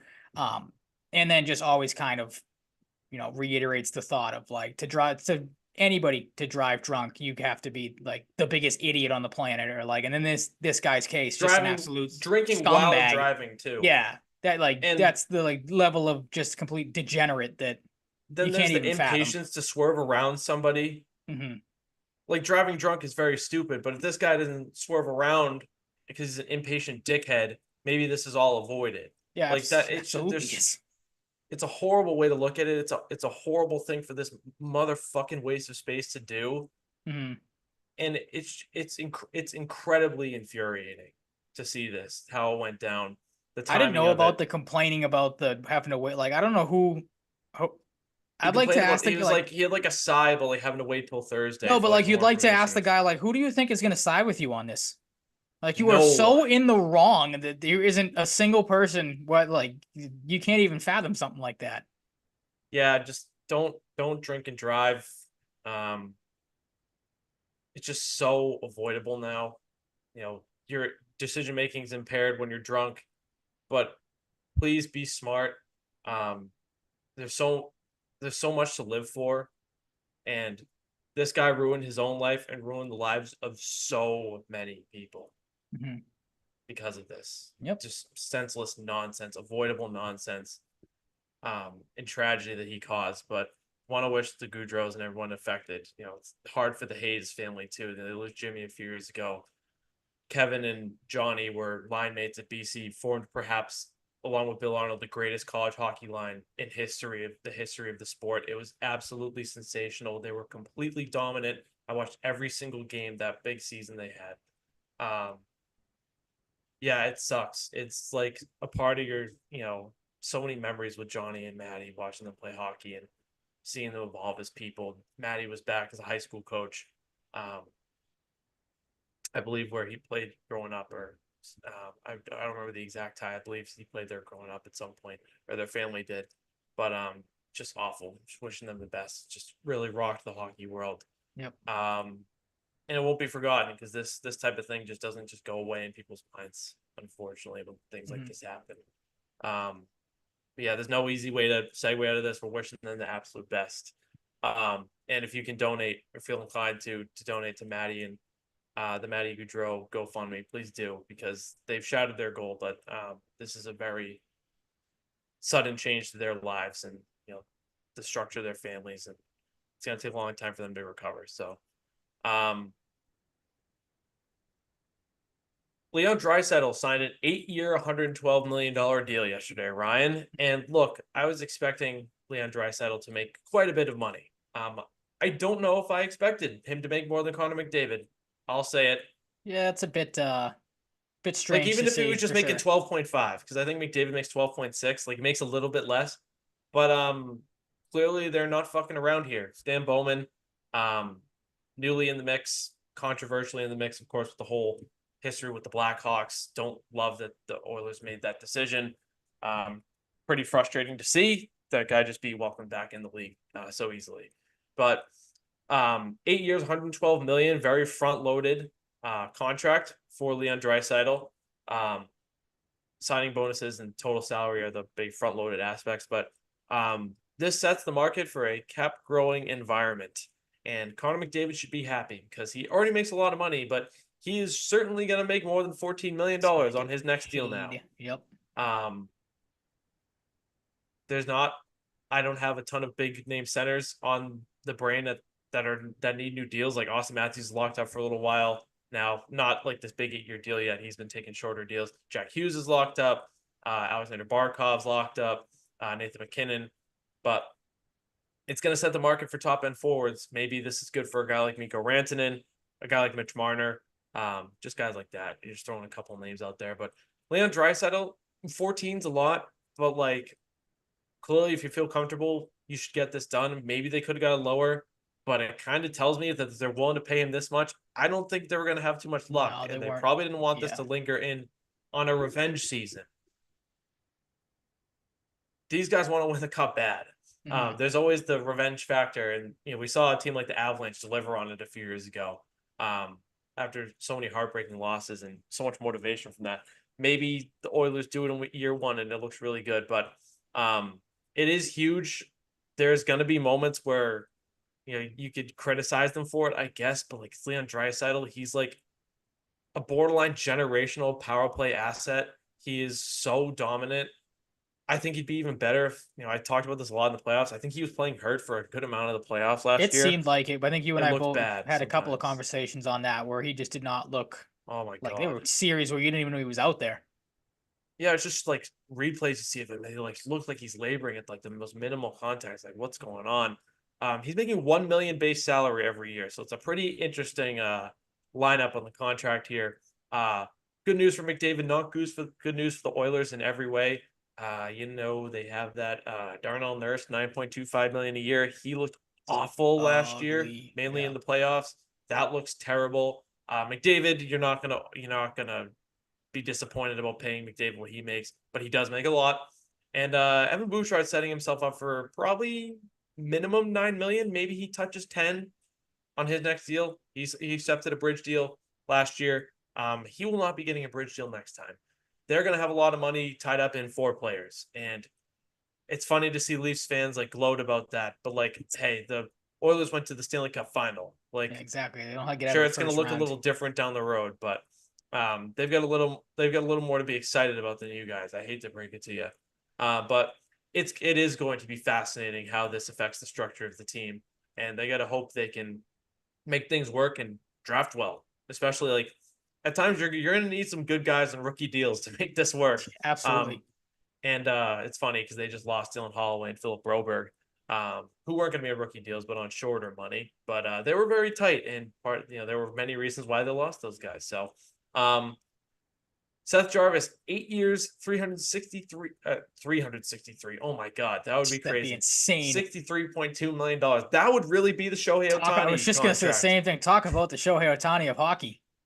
Because I had in the outline, and I'm sure a lot of people went this way. Did I put in the outline? Oh, I actually You did. forgot. No, I Yeah, you put it did. in the header actually. Okay. Um, he is a Shohei Ohtani in the NHL essentially, which I don't know how much deferred money makes sense with an NHL contract, but hey, more the power to you. It's your money, and if it's legal, go ahead. Why not Um, take advantage of that? Yeah.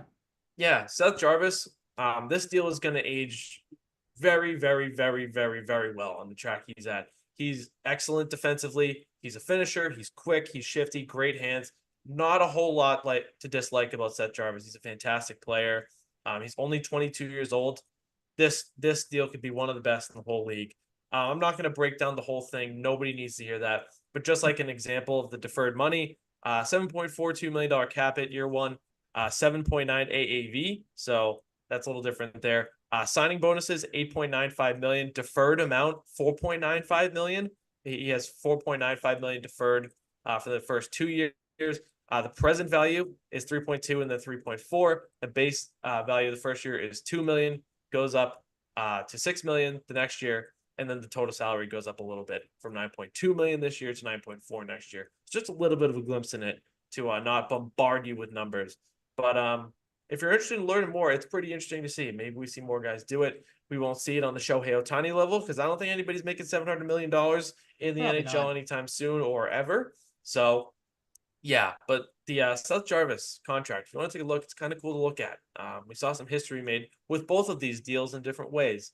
Um, Another piece of news: Torrey Krug out for the season. There was rumblings about this a couple weeks ago. He's got pre-arthritic changes in his ankle, and now he's out for the season with ankle surgery. He was emotional talking about it to the media, understandably so. Um, just sucks. We love Torrey Krug here. Hmm. Um, he's was phenomenal with the Bruins. It really sucks. Really easy guy to root for. Great guy. It was unfortunate how the contract negotiation with the offer and stuff being pulled off the table worked in Boston, but you know you got to make tough decisions sometimes. Sucks. Extremely likable guy. Extremely easy to root for. Undrafted guy. Um, yeah, out for the season. Torrey Krug. This is going to put more emphasis on the addition of Philip Broberg on that left side of the defense. Still young, and maybe they'll look like geniuses getting that offer sheet for Philip Broberg if they turn him into something. Any thoughts on the Krug situation? Draisaitl, Jarvis, anything that comes to mind? The Krug situation just sucks from all the reasons you mentioned. Just the stance of, obviously a very good player and you feel like an even better person. Like you hate to see something like that happen to him. You're not being able to play. The question I was going to ask you, because you alluded to, decisions that the Oilers have coming up down the line, is that the reason why they front loaded this? Like, obviously, you've seen teams in the past do stuff like this, front load or back load deals, but that Yeah, was kind of where my definitely. head was at. Like, they're already Yeah. kind of pre gaming for a new contract for McDavid, whatever they want to do down the line with any other guys. Yeah, and Bouchard's of course a part of that too. Like Yep. that's one of the first things people were thinking of. I do want to look real fast. See if there's anything else noteworthy. Yeah, nothing crazy. It's really just bonuses and total salary that front loads this thing with the structure. But yeah, I mean, I imagine part of that was strategic, but the first big one's gonna be Evan Bouchard because he's becoming one of the best offensive defensemen in the NHL, but he needs to fix up a little defensive lapse. Gets a little lazy sometimes. Saw that a couple times in the playoffs. Um, Onto the Bruins, and it's not the Bruins thing you're going to be thinking about probably right away. We'll touch on Tyler Johnson a little bit.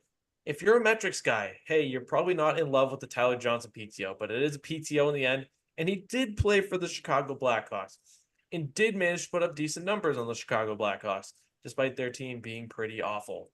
Um, as you know, if you've listened to the show recently, I wasn't a huge idea fan, and this is nothing like crapping on Sean Hutchins' scoop.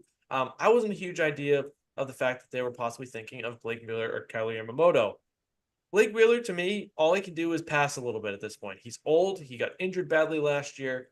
Don't really want that guy taking away training camp time. Or Kelly Yamamoto, a guy that hasn't lived up to the billing that's like 5 foot nothing. Tyler Johnson, undersized as Hating on well. short Tyler people. Johnson, also two-time Stanley Cup champion. Um, Also versatile. Can play both wings, can play center. Previously, taking a little bit of a dip at times. Previously, a pretty good face-off guy. That's always valuable. I love the idea of it. If he doesn't play every night, that's fine. You're getting him as a change of pace guy. I don't think you're getting him as a guy that's going to take away all of Fabian Lysel's ice time, all of Merkulow's potential ice time. That's what I was going to ask you. It's a good PTO. It's smart. It's a guy that can provide value in the locker room, provide value in the playoffs. Um, I'm not saying he's going to return to that 1 year's form, but I think he had like 22 points in 25 playoff games 1 year. A lot of time has passed then. But it's a guy that does have some playoff success in the past, even if it was long ago. Um, Look, last year it was Dan Heinen and Alex Chason. They saw that Alex Chason was not where they needed him to be, so they let him go. They signed Dan Heinen and it worked out. Of course, he's on the Canucks now, but you got plus level value out of Dan Heinen last year, familiar face. Tyler Johnson's a guy that's, a veteran that can, maybe teach some of the younger guys some things in camp here and there, like some good wisdom, some, good back and forth, but give them good veteran competition in camp. And if he earns it, if he earns a spot at veteran minimum, that's fine because it can't hurt to have depth. And, maybe you need him as a change of pace. Maybe you want a little more like undersized, scrappy snarl versus a Brazeau every once in a while, or a Kostelic, or maybe he subs in for Johnny Beecher every once in a while. I'm not saying he should, but like if he's in and out of the lineups, those are some of the guys he's going to take out. Maybe he'll slot in for Lysell every once in a while. Fabian Lysell, if he makes the team, isn't going to play all 82 games. Neither is Georgi Merkulov. I can say that pretty comfortably. Um, but yeah, I mean, there are things to like here with Tyler Johnson, and he's not going to break the bank if they sign him. What do you think? Yeah, I mean, it always comes back to you can never have too much depth, and then I kind of echo the same thoughts you do about Wheeler and Yamamoto. Like Wheeler, I feel like is on his last leg, if not already like gone from it.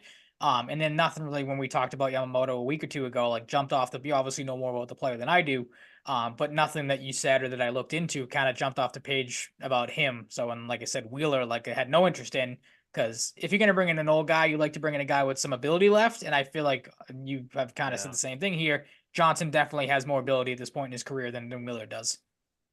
Yeah, like Wheeler definitely you could like see a scenario where he's a little more like he could put up maybe better numbers than Johnson, but I'd rather have the mold of a player like Johnson. Like he's got the cup experience, like he's scrappy, undersized, like good veteran. Like Wheeler's fine, but like I don't want to know a guy getting no younger that had a really bad leg injury last year.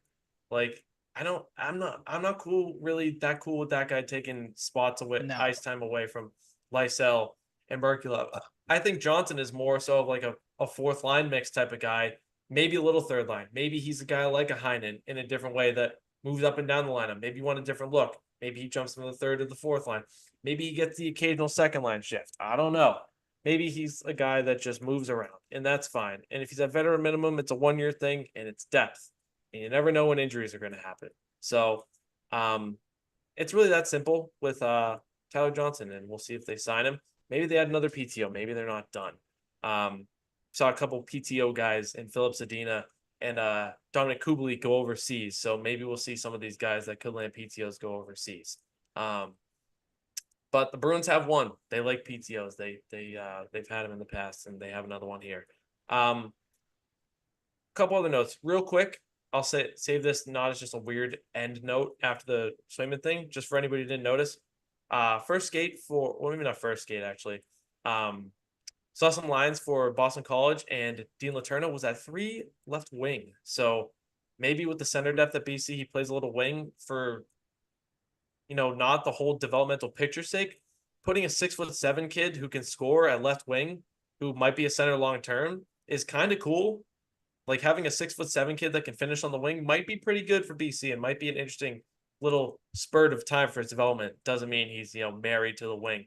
I think he is going to get some time at center, but maybe they want those face-offs to develop a little bit, some things to develop a little bit before they trust him in the middle, because he's the unicorn of the draft. But just wanted to bring that up. I saw that from a BC student, I forget his name, who ported the line. So wanted to bring that up. Dean Letourneau, maybe we'll see him at wing a little bit at BC. And this is the big one. So I've asked around since then, and I'll get to this.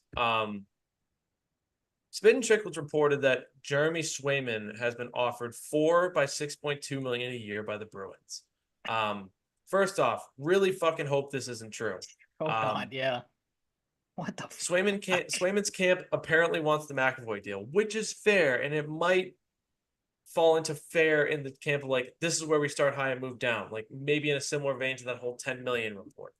I have enlighten me. The McAvoy deal's what again? 8 by 9. For the dumb people like me that don't know. 8 by 9.5.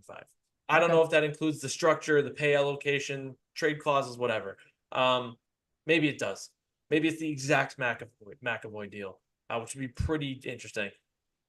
This is not like me saying, oh, this is bullshit. On the Spit and Chicklets crew part. I have a very, very, very hard time believing they have not returned Swayman's calls in 3 weeks. Yeah, especially when you said the guy's been around. Crazy. He's been around here like all off season. He's been in Boston.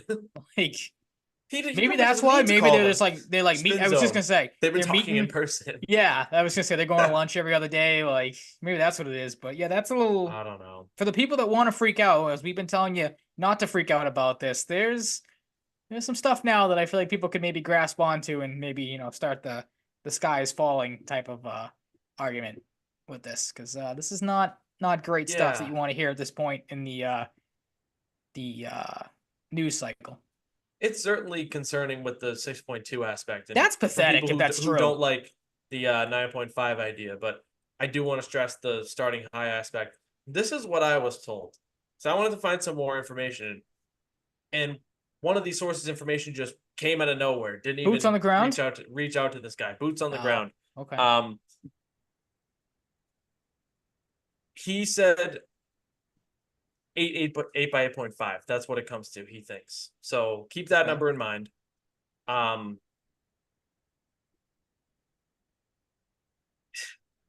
I don't know if this is true, but he threw this out there. I don't know if he's saying this like, watch this, it happens around this, or he thinks it's gonna happen first day of training camp. Um, he's saying watch for first day of training camp, which wouldn't be that surprising, but maybe that puts some Bruins fans at ease. Um, but 8 by 8.5 is fine with me. And then otherwise, I heard they started at 6.5. So for the Bruins, a little different than 6.2. Years were not specified with this person. And Swayman started at 8 by 9.25. So right around those similar neighborhoods of like the McAvoy deal 9.5, 6.2 to 6.5. Um, but both people I spoke to echoed the sentiment that they do think it will get done, will, not maybe will get done. And it's around that 8 by 8, 8.8 and a half. Maybe it extends into the 9 territory. So if that gives you ease as a Bruins fan, I hope it does. And with getting information like this, I'm not guaranteeing that it's gospel. I don't want that to be the goal of what I'm saying here, because that's just nobody ever hits it, 100% hit rate. And this isn't my information from the team. It's stuff that's people are kind enough to tell me. That's where they're at. There is confidence that they can meet in the middle. I think Ty Anderson was talking about this too. Like he seems confident that they're going to meet in the middle. If that gives you any reprieve, maybe there are Ty Anderson haters here. There are people that hate him. I don't really know why. I don't know why you would do that. But there are people that hate everybody. In the even the True. nicest guys will have Just haters in the hateful media. people. Yep. Um, yeah, I mean that tells me like they're telling me this for bullshit. Like they're gonna get down to this.